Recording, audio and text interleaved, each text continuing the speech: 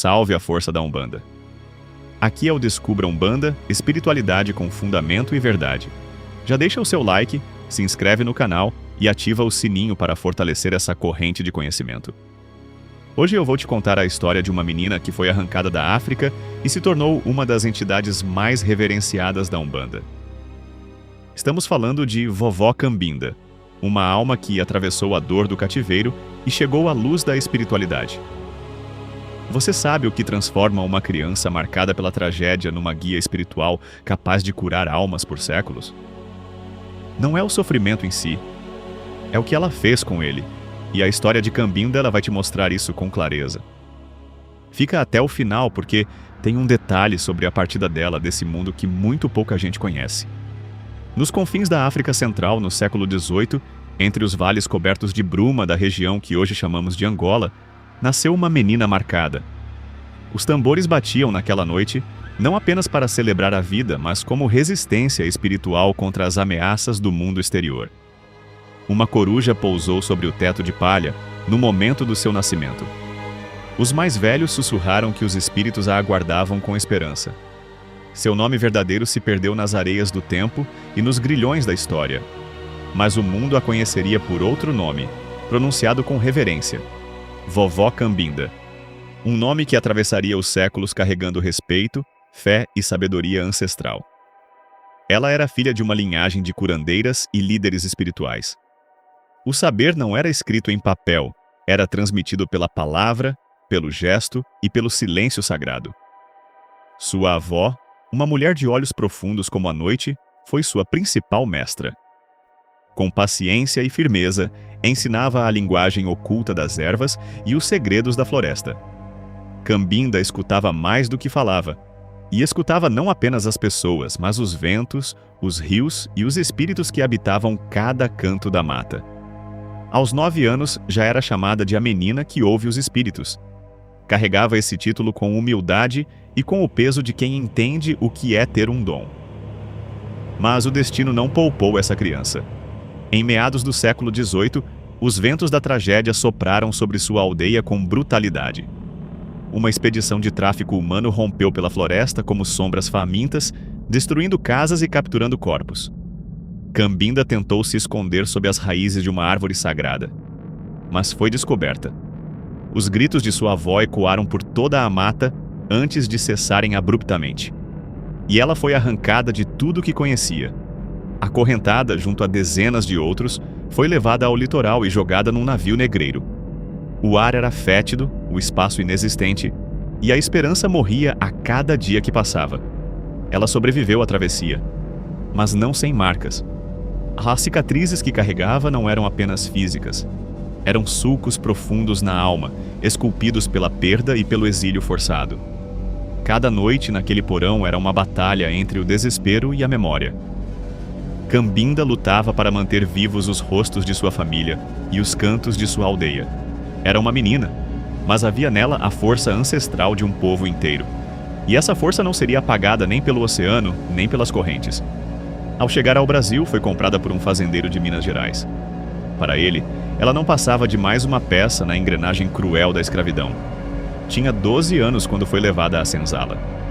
O chão era de terra batida e o futuro incerto como o céu sem estrelas. Mas dentro de si, um fogo ancestral continuava a arder. A cada madrugada, em silêncio, ela se lembrava dos cantos sagrados e das receitas feitas com cascas, folhas e raízes.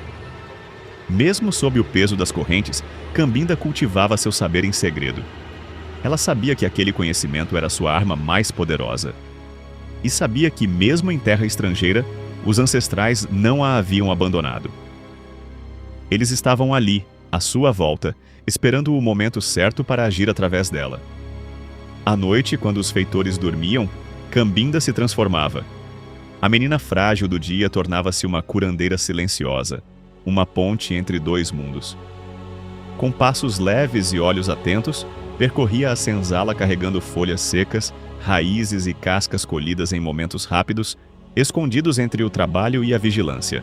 Preparava infusões que aliviavam febres, limpava feridas com ungüentos de sabedoria ancestral e entoava rezas sussurradas que traziam calma aos corações sofridos. Quando Cambinda se aproximava, um fio invisível de esperança parecia costurar de volta a fé nos olhos de muitos. E foi ali que ela começou a ser chamada de Mãe Cambinda.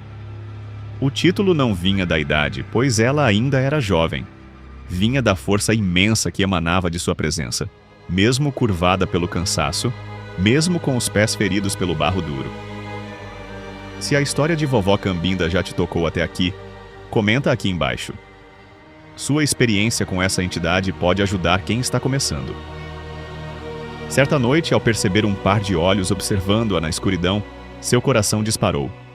Por um instante pensou que fosse o fim. Mas aqueles olhos não eram de um feitor. Eram olhos jovens, cheios de curiosidade e de algo mais. Algo que mudaria sua vida para sempre. João era um jovem escravizado recém-chegado, de alma silenciosa e palavras pesadas. Quando falava, dizia coisas de quem aprendeu a ouvir mais do que dizer. Ele se ajoelhou ao lado dela, baixou a cabeça com respeito e sussurrou. Minha mãe dizia que a cura vem dos que ouvem a terra. E você ouve. Cambinda reconheceu naquele olhar algo raro. Um aliado. Não só alguém que via, mas alguém que compreendia o peso do dom que ela carregava. João também carregava saberes antigos. Era filho de uma mulher de axé, de uma casa onde os orixás sussurravam mesmo sob o peso das correntes. Enquanto Cambinda era o espírito, João era a estratégia. E foi numa noite de conversa abafada entre o choro contido e a fumaça das ervas que a ideia nasceu. Fugir. Não apenas por eles dois. Pelos que já tinham perdido tudo, pelos que ainda acreditavam, pelos que não sabiam que era possível sonhar com liberdade. Na calada de uma noite sem lua, lideraram 12 escravizados, homens, mulheres e até uma criança. Todos marcados pela dor, mas movidos por uma brasa de esperança. Os latidos dos cães de caça cortavam o silêncio da mata como navalhas. Cada passo era uma dança entre a vida e a morte. Mas eles seguiram em frente. Em uma das noites mais tensas, quando o grupo foi descoberto e cercado, foi Cambinda quem agiu. Com espelhos escondidos entre folhas e chamas improvisadas, armou uma ilusão. Os perseguidores seguiram o caminho errado. O grupo escapou por minutos. E aquela noite selou para sempre o papel de Cambinda como guardiã, não apenas dos corpos, mas das almas. Após semanas de caminhada por matas fechadas e noites sem lua, o grupo encontrou abrigo nas montanhas que cercavam a região de Ouro Preto. Ali, entre rochas e neblinas eternas, havia um pequeno quilombo. Os quilombolas os acolheram, e bastou a primeira noite para reconhecerem em Cambinda uma força diferente. Cambinda não queria apenas sobreviver, queria florescer. Com as próprias mãos construiu um espaço de cura e aprendizado. Uma casa de barro e pedra, onde as palavras tinham peso de encantamento. Seu nome passou a correr de boca em boca, atravessando vilarejos, senzalas e arraiais. Era procurada por negros libertos, fugidos, mas também por brancos adoentados e mulheres aflitas. Uns vinham por desespero, outros por fé. Mas todos saíam transformados. Todos saíam diferentes de como chegaram. Ela começou a reunir os jovens da comunidade para ensinar o que sabia. Transmitia os cantos da avó, as histórias que os espíritos sopravam em seus sonhos. Fundou um círculo espiritual onde os fundamentos africanos se misturavam com os elementos do catolicismo local. Um sincretismo vivo, pulsante, que inspiraria movimentos espirituais por séculos. Seus rituais não eram apenas práticas de cura, eram atos de resistência, de preservação de identidade, de afirmação de liberdade. Cada gesto, uma semente plantada contra o esquecimento. Mas os tempos de paz não durariam para sempre. João foi capturado numa emboscada enquanto tentava salvar um menino escravizado que se aventurara além da mata. Ele foi morto diante de todos, sem misericórdia. O corpo foi deixado exposto como aviso, como tentativa de quebrar o espírito da comunidade. Cambinda caiu de joelhos. Pela primeira vez, não houve canto nem reza. Apenas o silêncio pesado de uma alma dilacerada. Muitos temeram que ela tivesse partido junto com João. Durante semanas ela se recolheu, recusou alimento, deixou o fogo apagar. Alguns diziam que ela estava morrendo. Outros diziam que conversava com os mortos. Mas numa noite de choro contido, quando o céu parecia pesar sobre a terra, algo aconteceu. Cambinda teve uma visão. João a esperava num campo de estrelas. Seus olhos, serenos como antes, brilhavam como nunca. Ele estendeu a mão e a guiou por uma trilha feita de luz. Disse-lhe que sua missão ainda não havia terminado, que ela era mais do que curandeira. Era a ponte entre mundos, entre os vivos e os mortos, entre a dor e a redenção. Ao despertar, Cambinda não era mais a mesma. Suas lágrimas secaram, não de esquecimento, mas de entendimento. A dor era parte do chamado. Percebeu que agora era hora de ensinar com mais força do que nunca. Não bastava curar os feridos. Era preciso formar os próximos curandeiros, os próximos guias. Com o passar dos anos, Vovó Cambinda tornou-se mais do que uma liderança espiritual. Tornou-se uma lenda viva, reverenciada desde as montanhas de Minas até o recôncavo baiano. Fundou uma escola espiritual oculta, protegida pelas matas. Ali, iniciava jovens sensíveis à presença dos guias e ao chamado dos ancestrais. Muitos dos que hoje são conhecidos como benzedeiras, pais de santo e mães de terreiro contam histórias de quem recebeu ensinamentos diretos dela ou sonhou com ela em noites de aflição. Para Cambinda, a verdadeira libertação vinha do espírito. Ela dizia que ninguém é escravo por completo quando mantém a alma em pé. O corpo podia estar acorrentado, mas a alma? A alma era sagrada e indomável. Essas palavras ainda ecoam em terreiros até hoje. No início do século XIX, Cambinda partiu deste mundo. Mas o modo como isso ocorreu permanece envolto em mistério e reverência até hoje. Ninguém sabe ao certo quando ou como.